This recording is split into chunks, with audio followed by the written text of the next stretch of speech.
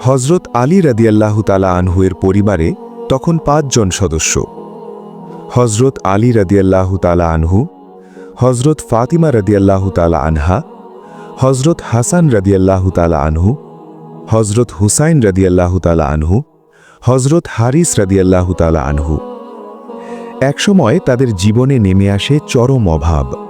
টানা ৩ দিন ঘরে কোনো খাবার জোটেনি। শিশুদের ক্ষুধার্ত মুখ, ঘরের নীরবতা, সব মিলিয়ে পরিস্থিতি ছিল অত্যন্ত কষ্টকর। তবুও আল্লাহর ওপর তাদের বিশ্বাসে কোনো ঘাটতি ছিল না। এই দুঃসময়ে হজরত ফাতিমা রাদিয়াল্লাহু তাআলা আনহা নিজের একমাত্র চাদরটি হজরত আলী রাদিয়াল্লাহু তাআলা আনহুয়ের হাতে তুলে দিয়ে বললেন, এটি বিক্রি করে কিছু খাবারের ব্যবস্থা করুন। হজরত আলী রাদিয়াল্লাহু তাআলা আনহু চাদরটি বাজারে নিয়ে গিয়ে ৬ দিরহামে বিক্রি করলেন। ঠিক সেই মুহূর্তে এক দরিদ্র ফকির এসে আল্লাহর নামে সাহায্য চাইল। ক্ষুধার তীব্রতা সত্ত্বেও হজরত আলী রাদিয়াল্লাহু তাআলা আনহু এক মুহূর্ত দ্বিধা করলেন না। তিনি ভাবলেন, যিনি আমাকে আজ পরীক্ষা করছেন তিনি আগামীকাল সাহায্য করবেন। অতঃপর তিনি পুরো ৬ দিরহামই ফকিরদের মাঝে সদকা করে দিলেন। দান করার পর হজরত আলী রাদিয়াল্লাহু পথে রওনা হলেন। আল্লাহর হুকুমে তখন মানব রূপে হজরত জিবরাইল আলাইহিসসালাম তার সঙ্গে সাক্ষাৎ করলেন। তার সঙ্গে ছিল এক অপূর্ব উট, যার সৌন্দর্য ও মর্যাদা সাধারণ কোনো উটের মতো ছিল না। তিনি বললেন, হে আবুল হাসান, আপনি কি এই উটটি ক্রয় করবেন?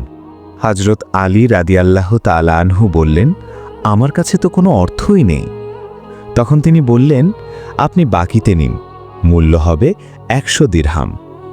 হজরত আলী রাদিয়াল্লাহু তাআলা আনহু আল্লাহর উপর ভরসা করে উটটি গ্রহণ করলেন এবং তার লাগাম ধরে সামনে এগিয়ে চললেন।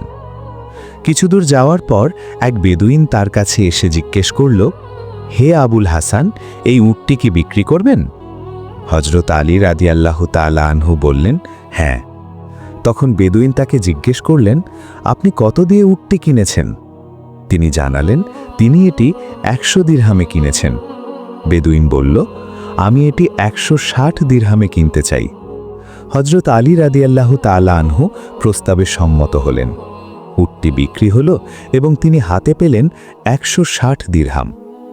তারপর আবার কিছু দূর যাওয়ার পর পথে আবার তার সঙ্গে সাক্ষাৎ হল প্রথম বিক্রেতার, যিনি প্রকৃতপক্ষে ছিলেন হজরত জিবরাইল আলাইহিসসালাম। তিনি বললেন, হে আবুল হাসান, আমার প্রাপ্য পরিশোধ করুন। হজরত আলী রাদিয়াল্লাহু তাআলা আনহু কথা অনুযায়ী তাকে ১০০ দিরহাম দিয়ে দিলেন। তার হাতে রইল ৬০ দিরহাম, যা ছিল নিছক আল্লাহর দান। হজরত আলী রাদিয়াল্লাহু তাআলা আনহু ঘরে ফিরে হজরত ফাতিমা রাদিয়াল্লাহু তাআলা আনহায়ের সামনে দিরহামগুলো রাখলেন। তিনি বিস্মিত হয়ে জিজ্ঞেস করলেন, এত দিরহাম কোথা থেকে এলো? হজরত আলী রাদিয়াল্লাহু তাআলা আনহু উত্তর দিলেন, আমি আল্লাহর সঙ্গে ৬ দিরহাম দিয়ে ব্যবসা করেছি, আর তিনি আমাকে ৬০ দিরহাম ফিরিয়ে দিয়েছেন। পরবর্তীতে হজরত আলী রাদিয়াল্লাহু তাআলা আনহু এই ঘটনা রাসূলুল্লাহ সাল্লাল্লাহু আলাইহি ওয়াসাল্লামের নিকট বর্ণনা করলে তিনি ইরশাদ করলেন, হে আলী, তুমি কি জানো তারা কে ছিলেন?